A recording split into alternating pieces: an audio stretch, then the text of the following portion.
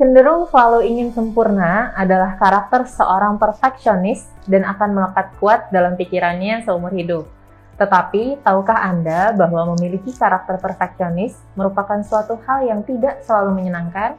Terkadang sifat ini justru menyiksa diri karena selalu dipenuhi oleh tuntutan yang terkadang sulit dipenuhi atau bahkan tidak masuk akal. Kali ini saya, Beliana Palestina, akan membahas mengenai perfeksionis bersama Ibu Herta Krisabel Hambali, selaku psikolog dari Bethsaida Hospital dalam acara Dr. Talk.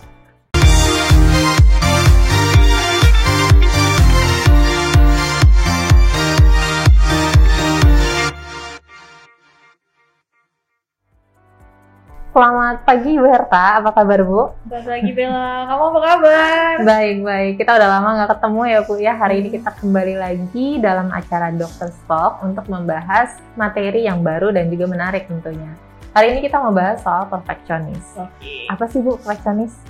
Sebetulnya perfeksionis adalah sifat individu yang menjadikan hidupnya adalah proses yang terus-menerus mencapai sesuatu pencapaian maupun penampilan tertentu. Jadi ada proses yang terus-menerus untuk mencapai.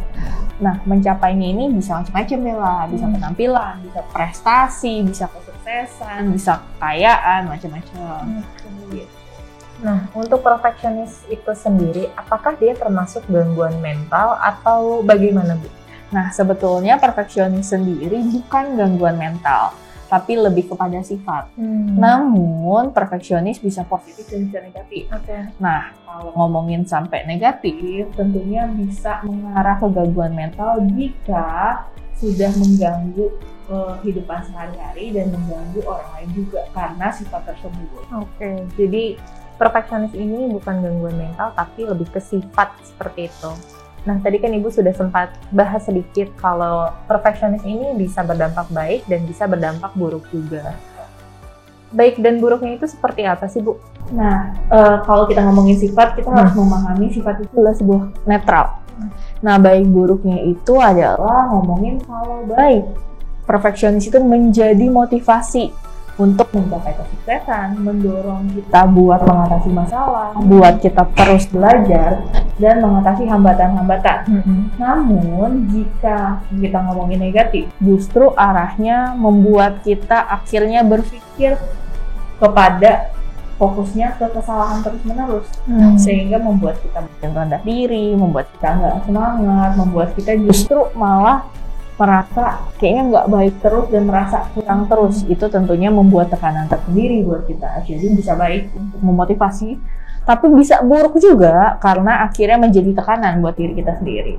Baik, jadi tadi itu adalah dampak baik atau buruknya dari sifat perfeksionis. Kalau buruknya jadinya kayak tekanan gitu ya, bukan harus mencapai sebuah kesempurnaan. Bagusnya perfeksionis ini bisa memotivasi untuk mencapai sebuah kesuksesan. Bu, tadi kan Ibu sempat bilang juga kalau perfeksionis ini sifat, tapi bisa juga berujung menjadi gangguan mental. Nah, apakah perfeksionis bisa mengganggu kesehatan mental seorang Bu? Betul. Nah, kalau kayak tadi kita ngomongin, bisa nggak sih jadi gangguan mental? Jawabannya bisa. Biasanya mengarah kepada OCD atau Obsessive Compulsive Disorder. Dia terobsesi terhadap kesempurnaan sehingga mengulang terus. Misalnya, nulis kalau ada salah sedikit aja, dia ulang lagi yang baru, terus cek lagi dan cek lagi. Kalau 1-2 kali mungkin normal, tapi kalau mungkin akhirnya 100 kali itu nggak jadi normal. Atau misalnya pada saat kita cuci tangan, kita kesempurnaan terhadap kebersihan. Saking bersihnya, mungkin dia cuci tangan sekali, 2 kali mungkin normal. Tapi mungkin kalau misalnya sehari 50 kali sampai dia capek banget, itu akan jadi namanya gangguan. Nah, ini mengarah ke klinis yang disebut biasanya Obsessive Compulsive Disorder. Tapi penting buat kita untuk tidak self-diagnose ya. Jadi penting justru buat memeriksakan ke profesional seperti psikolog. Karena melakukan hal berulang kali sampai dirasa itu baru sempurna itu sangat melelahkan juga. Betul, pastinya.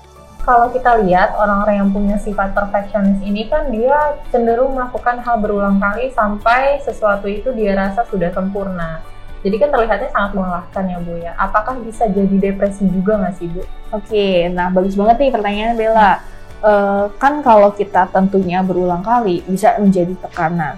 Tekanan itu bisa ke arah depresi, tentunya bisa. Tapi nggak semua tekanan menjadi depresi. Biasanya bahkan bisa muncul prokrastinasi. Sehingga justru karena dia takut ketidaksempurnaan, akhirnya dia menghindari. Sehingga justru menunda semua pekerjaannya. Saat kita menunda, justru kita merasa diri kita buruk dan menjadi nggak berkembang. Nah, saat menjadi buruk juga bisa juga akhirnya ke depresi. Tapi tiap orang bisa berbeda nih, karena perfeksionis bisa jadi depresi, bisa jadi OCD, bisa jadi eating disorder, terutama kalau mengejar kesempurnaan soal penampilan. Oke. Misalnya saya pengen sempurna secara penampilan sehingga melakukan diet tidak sehat, terobsesi buat menjadi kurus, sampai menjadi eating disorder. Eating disorder bisa macam-macam, bisa bulimia, bisa anoreksia. Tiap orang tentu dinamikanya berbeda.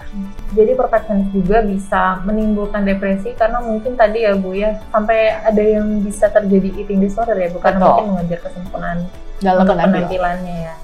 Itu berbahaya sekali berarti ya Bu ya? Betul, sebetulnya berbahaya. Makanya kita mesti menyadari sebetulnya perfeksionis kita ke arah yang positif atau ke arah yang justru negatif. Baik, nah untuk perfeksionis itu sendiri, sebenarnya apakah itu hanya untuk dirinya sendiri atau dia menuntut orang lain juga untuk melakukan hal yang sama juga?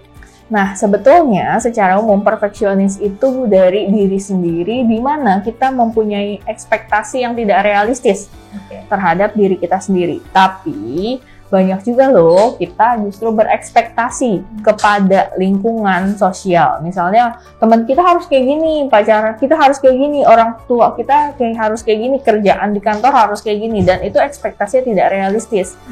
Sehingga justru kita akhirnya menuntut orang lain terus-terusan untuk sempurna. Dan itu akan menjadi melelahkan juga buat kita dan buat orang-orang di sekitar kita yang kita tuntut. Itu perlu disadari sih. Oke, jadi itu sebenarnya dari diri sendiri. Karena mungkin kebiasaan, jadi dia menuntut orang lain tuh melakukan hal yang sama ya Bu? Betul. Nah, tadi kan Ibu sempat bahas kalau perfeksionis ini adalah sifat. Betul. Sebenarnya faktor apa saja sih Bu yang menyebabkan seseorang menjadi perfeksionis? Nah, faktor-faktornya justru kebanyakan terjadi di individu yang memiliki pendidikan yang tinggi. Dan kompetisi di lingkungan sosialnya justru makin banyak juga. Jadi harus lebih. Sehingga itu menjadi faktor yang mendorong dia lebih perfeksionis. Tapi penting juga buat kita sadari, sosial media sangat berperan saat ini. Saat makin kita ngelihat, kita itu punya kebiasaan cenderung membandingkan. Sehingga harus dituntut sempurna, harus lebih baik, harus kayak kurang deh. Itu menjadi faktor membuat kita akhirnya muncul nih sifat-sifat perfeksionis. Tapi kalau ngomongin sifat, tentunya ada bawaan juga, ada genetik juga.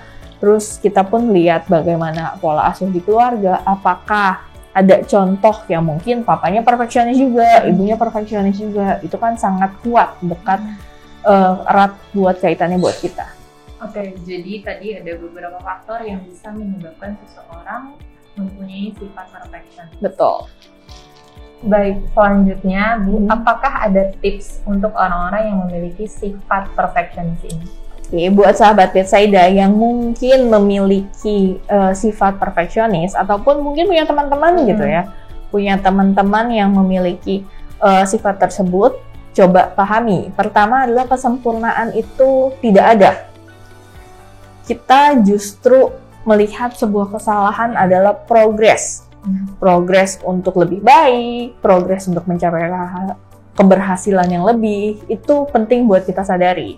Yang kedua adalah, boleh kok targetnya tinggi, tapi coba deh lihat kemampuan saat ini sampai mana ya, sehingga kita bisa buat target-target kecil untuk sampai ke target yang tinggi. Jadi mungkin bisa buat jangka panjang dan jangka pendek juga.